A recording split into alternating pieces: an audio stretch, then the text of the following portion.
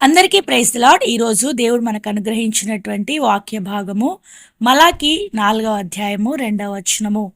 అయితే నా నామమందు భయభక్తులు గలవారగు మీకు నీతి సూర్యుడు ఉదయించును, అతని రెక్కలు ఆరోగ్యము కలగజేయును గనుక మీరు బయలుదేరి క్రొవ్విన దూడలు గంతులు వేయునట్లు గంతులు వేయుదురు.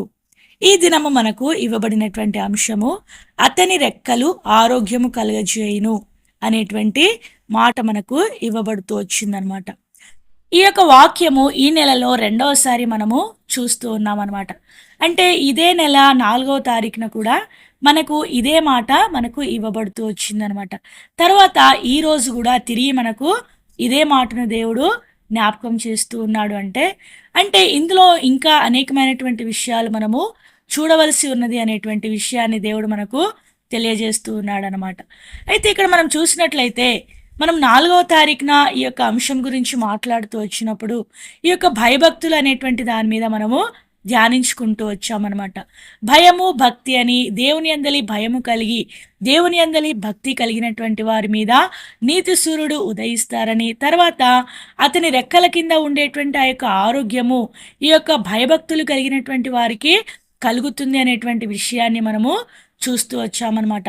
అంటే ఎవరైతే దేవుని యొక్క నామమందు భయభక్తులు గలవారుగా ఉంటారో వారి మీద నీతిశ్వరుడు ఉదయించి ఆ యొక్క దేవుని యొక్క రెక్కల క్రింద వారికి ఆరోగ్యం కలిగి వారు బయలుదేరి క్రొవ్విన దూడలు గంతులు వేయినట్లుగా గంతులు వేస్తారు అనేటువంటి విషయాన్ని మనము చూస్తూ వచ్చాం.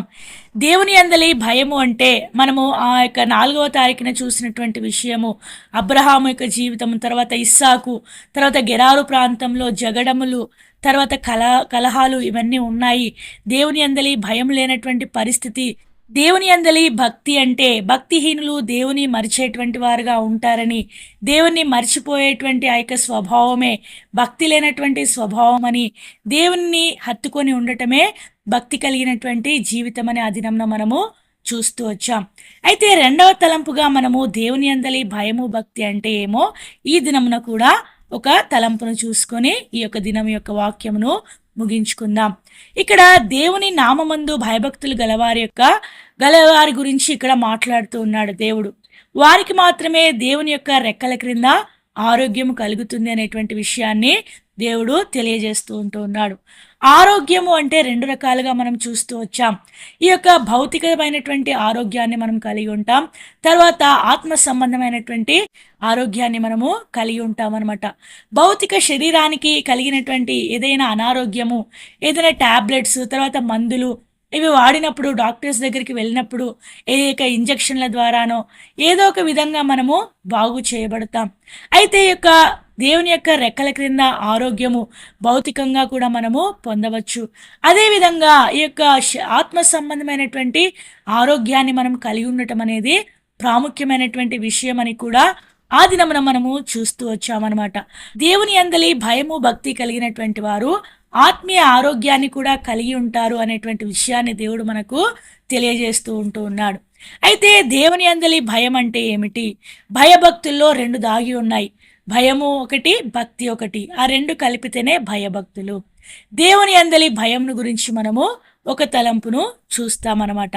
మనం యోసేపు యొక్క జీవితాన్ని చూసినట్లయితే యోసేపు తన యొక్క యవన కాలంలో ఇక పోతీఫరు భార్య చేత ప్రేరేపించబడుతూ యవన ఇచ్చలు తను కలిగినప్పటికీ కూడా, యవన కోరికలు కలిగినటువంటి పరిస్థితి ఉన్నా కూడా ఆమె ప్రోత్సహించినప్పుడు, ఆమె బలవంతం చేసినప్పుడు అక్కడ దేవుని భయం కలిగినటువంటి వాడై అక్కడ ఒక మాట మాట్లాడుతూ వచ్చాడనమాట. ఆ యొక్క మాటను మనం ఇక్కడ చూస్తాం ఈ దినమున. ఆదికాండము 39వ అధ్యాయము 9వ వచనంలో మనం చూసినట్లయితే చివరి లైన్లో, కాబట్టి నేనెట్లు ఇంత ఘోరమైన దుష్కార్యం చేసి దేవునికి విరోధముగా పాపము కట్టుకొందునని తన యజమానుని భార్యతో అనెను. ఇక్కడ తన యజమానుని భార్య కావచ్చు, యజమానులు ఏం చెప్తే అది చేయవలసినటువంటి పని దాసుల యొక్క పని అనమాట. అది అధికారపూర్వకంగా ఆమె అతన్ని కావాలని కోరుకొని ఉండవచ్చు, కానీ అతను దేవుని భయం కలిగినటువంటి వాడుగా, నువ్వు నా యజమానురాలవైతే కావచ్చు, కానీ నాకు నీకంటే పై యజమానుడు ఉంటూ ఉన్నాడు, ప్రభువులకు ప్రభు, రాజులకు రాజు, అధికారులకు అధికారి అనేటువంటి ఆ యొక్క ప్రభువు మాట నేను వినవలసినటువంటి వాడను గనుక దయచేసి ఈ విషయంలో నన్ను బలవంతం చేయొద్దు అని ఎన్నోసార్లు మాట్లాడి ఉండవచ్చు. అయితే ఆమె వినలేదు. ఏదో ఒక రోజున ఒంటరిగా కనబడినప్పుడు అతని పై వస్త్రమును ఆమె లాగివేసినట్లుగా మనము చూస్తాం. అయితే పై వస్త్రము లాగివేసినప్పుడు కూడా తన యొక్క అవమానం అందరికీ కనబడుతూ ఉన్నది అనేటువంటి విషయాన్ని అతను ఆలోచించలేదు, కానీ ఆ యొక్క వస్త్రమును విడిచిపెట్టినటువంటి వాడై అక్కడి నుంచి పరిగెత్తాడనమాట. యోసేపు తన యొక్క జీవితంలో యవన కాలంలో జారత్వం అనేటువంటి ఆ యొక్క పాపమును చేయటానికి ఏమాత్రము ఇష్టపడలేదు. ఎందుకంటే తనలో దేవుని భయం ఉన్నదనమాట. ఈ దినము దేవుని యందలి భయభక్తులు కలిగినటువంటి వారి విషయం మనము మాట్లాడుతూ ఉంటున్నాం. దేవుని యందలి భయము అంటే ఇక్కడ చూస్తున్నటువంటి తలంపు ఏంటంటే జారత్వము. వివాహము కాకమునుపు యవనస్తులముగా మనం ఉన్నప్పుడు యవన ఇచ్చలు, యవన కోరికలు, యవనస్తులను ప్రేరేపించేటువంటి ఆ యొక్క పరిస్థితులు, ఇతరులు మనల్ని ప్రేరేపిస్తూ ఉన్నటువంటి ఆ యొక్క సందర్భాలు నీకు కలిగినప్పుడు నీవు ఎలా ఉంటూ ఉన్నావు? నీవు నిజంగా దేవుని భయం కలిగినటువంటి వాడవుగా ప్రవర్తిస్తూ ఉంటూ ఉన్నావా? యోసేపు తన యొక్క యవన కాలంలో ఈ యొక్క జారత్వము అనేటువంటి పాపమును, దేవునికి అయిష్టకరమైనటువంటి పాపమును, దేవుని దృష్టిలో దుష్కార్యంగా చెప్పబడేటువంటి ఆ యొక్క కార్యాన్ని చేయటానికి ఇష్టపడేటువంటి వాడుగా లేడనమాట.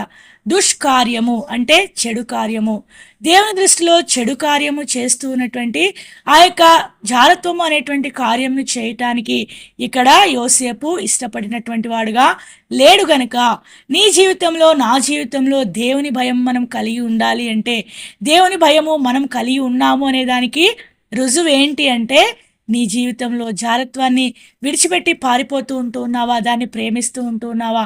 నిన్ను ప్రేరేపించే వారికి ఇంకా నీవు దగ్గరవుతూ ఉంటూ ఉన్నావా? నిన్ను ప్రేరేపించే వారి ప్రేరేపణలో నీవు పడిపోయి నీవు కూడా ఆ యొక్క దుష్కార్యం చేయటానికి ధైర్యం చేసి ముందుకు వెళ్తూ ఉంటూ ఉన్నావా?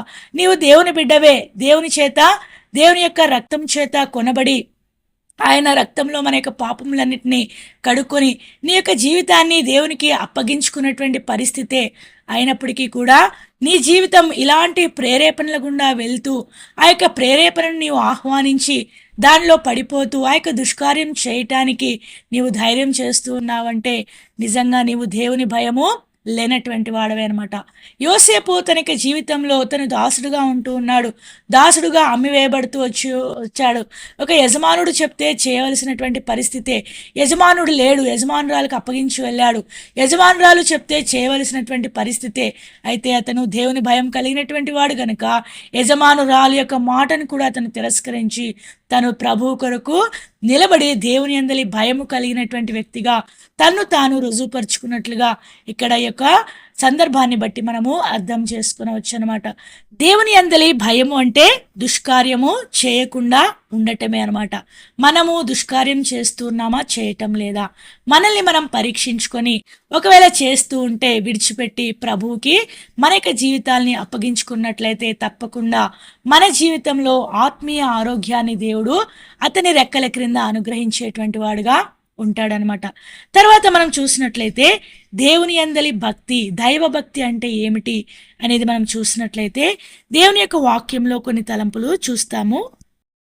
మొదటి తిమోతియులకు రాసిన పత్రిక 4వ అధ్యాయము 7వ వచనం మనం చూసినట్లయితే, అపవిత్రములైన ముసలమ్మ ముచ్చటలను విసర్జించి దేవభక్తి విషయంలో నీకు నీవే సాధకము చేసుకొనుము.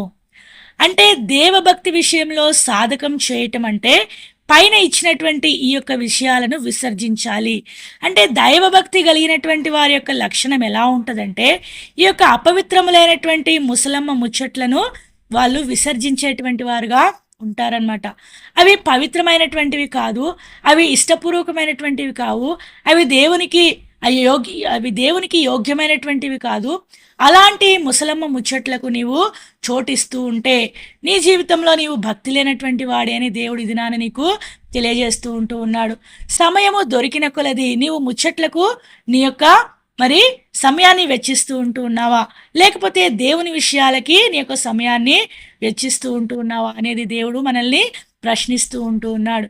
మనకు సమయము దొరికినప్పుడు తర్వాత ఇక్కడ మనం చూసినట్లయితే అపవిత్రములైన ముసలమ్మ ముచ్చట్లు అంటూ ఉన్నాడు.